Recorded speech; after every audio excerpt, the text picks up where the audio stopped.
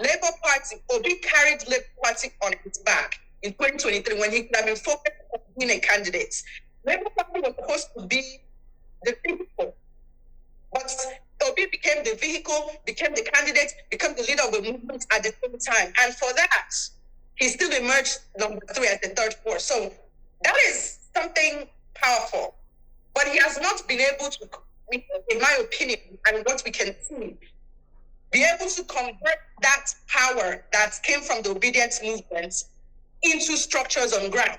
Because word by word, polling unit by polling unit, it's not people tweeting that is going to, I talked about it, we know the gift shishi thing. 2027, no carry that in enter into reign.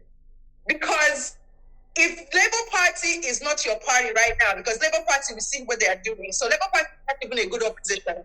ADC right now, has egos and personalities. It doesn't have the making of a coalition that can.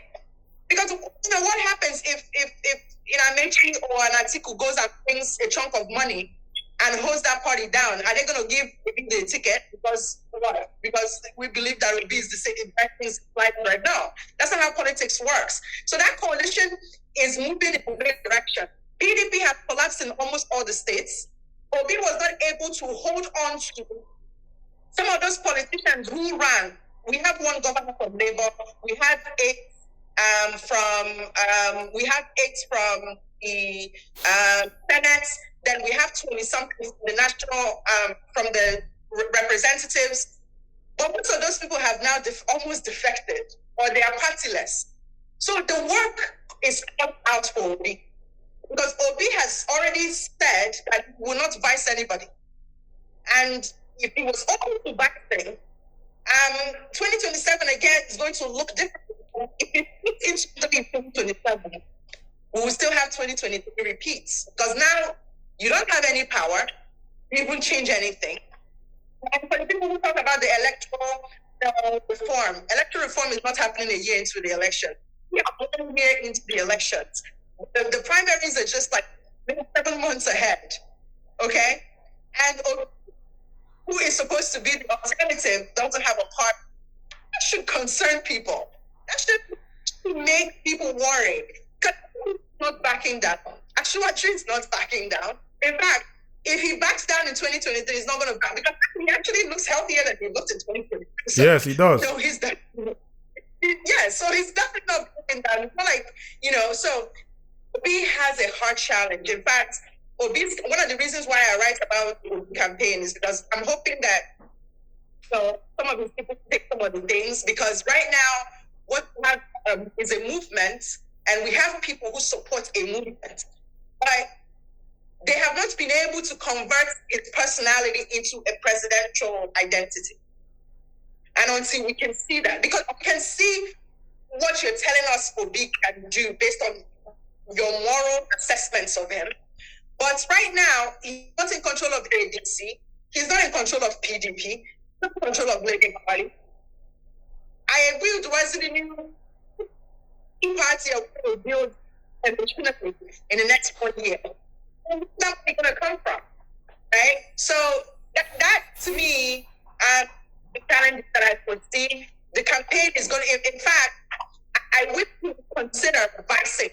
Because if he had done that, he can only do it in 2027. He wouldn't have been able to do it in 2023, because in 2023, the obedience movement would not have taken place. The ADC is now in the picture. And slowly going to emerge under ADC. And I don't think it's going to be okay. Right? No, I don't see it. Because Amechi will bring machinery, but Atiku will bring machinery, money. RFI can bring machinery, money. Obi cannot. Obedience propped Obi a moral candidate, and that's one of the challenges. And I said this in 2023, 2022. This is going to be a challenge, because now we will have to hold the hands of an RFI for RFI to be the one to give the shishi. And then what if he doesn't get first chair? What happens to that? Because we will have to, because I always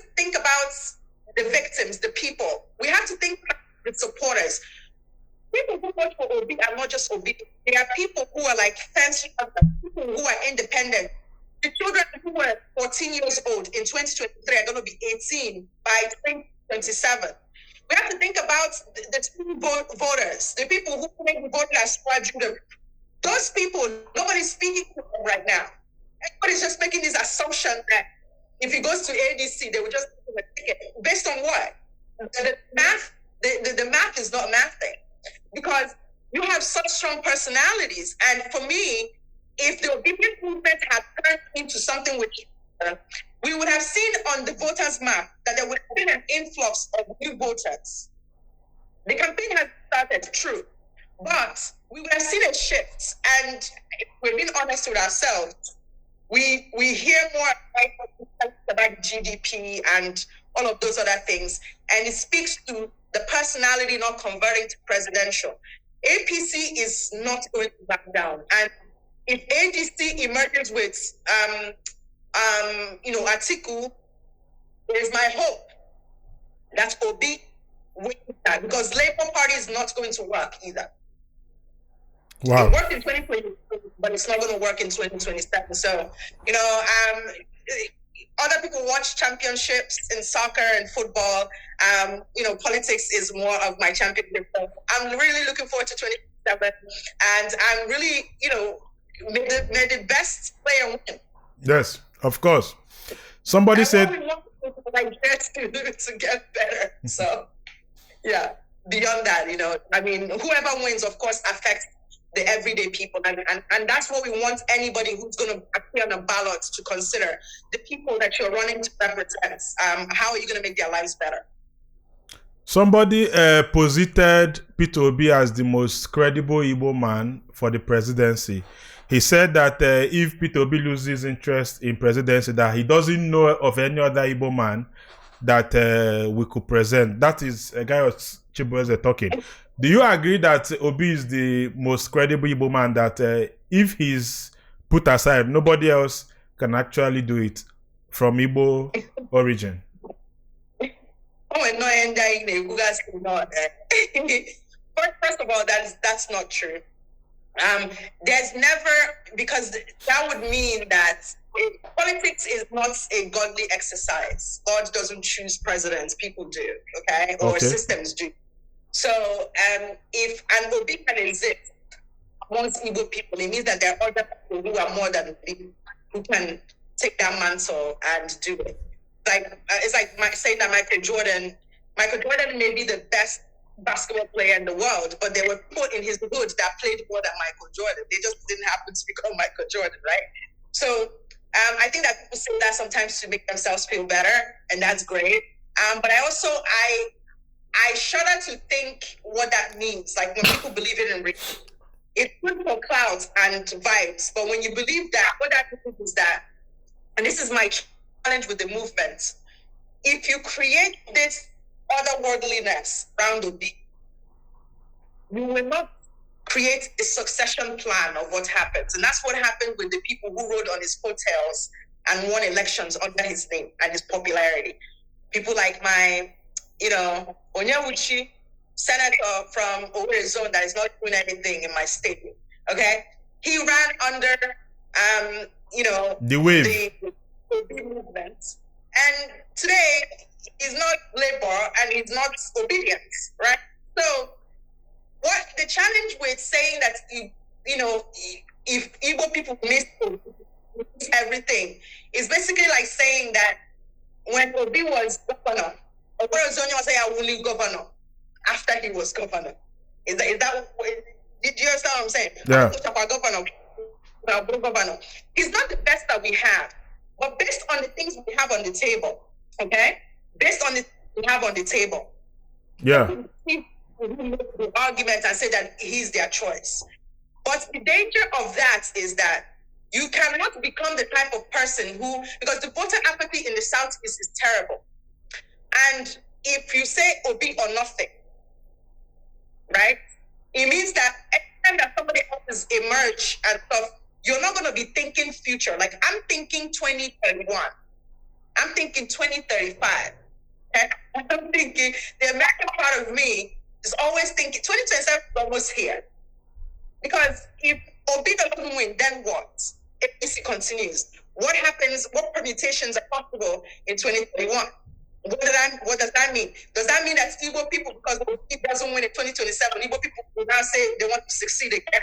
Does it mean that Igbo people will not put forth more credible Igbo people? Credible people will stand now. We have not even started. I think we're credible people. If I'm looking in our, there are multiple exist. They exist in you. You are capable of being president. I'm capable of being president. Every one of us is capable of being president, right? It just, the wheel there is the machinery there, there's system there, and all of those other things. So I think that when you're going to nail that thing like that, that's a very, very myopic way of seeing things. Because with Nigeria and Apagidari, we don't show, we say we don't show.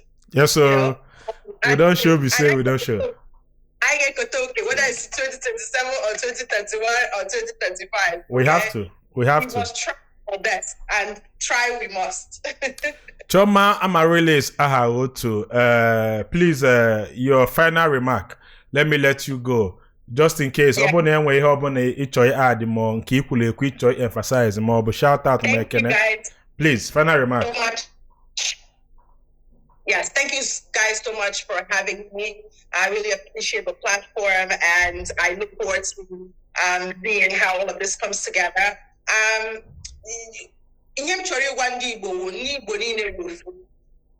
need one mana. And about the future, about the progress of our people, about the development of our people. In how can I get the one naked? Yes. Contradicts the very nature of who we are. I have gone now about my uncle. That's why our person's name is Amish. You cannot become the people gave me shaman because we have failed to call ourselves to a meeting. I got one people. Right now. I got one the responsibility to rewrite the wrongs that we have committed against ourselves, against the land, against our people. We must have that come to Jesus talk with ourselves. And until we do that, may we hold on to know that one nigga bro your enemy. Yes. Yes. That's it. Dalo in there. Sure. Thank you very much for joining us. We appreciate. We cannot exhaust everything in one sitting. So subsequently, for life, you know, I would have come this year, but you know, I enough time to do so. But one of these days, hopefully in the new year, I will pay a visit to your studio. We'll be so elated. We'll look forward to that. We'll look forward to that. We'll look forward to that. Sure. We'll look forward to that. For all you have been doing as well. You're welcome. You're welcome. Yeah. You're welcome. I nekene Chomi for joining us. Nekene Kwangwa joining line. Nekene Kwandi Igbo integration movement that actually facilitated this wonderful interview with her.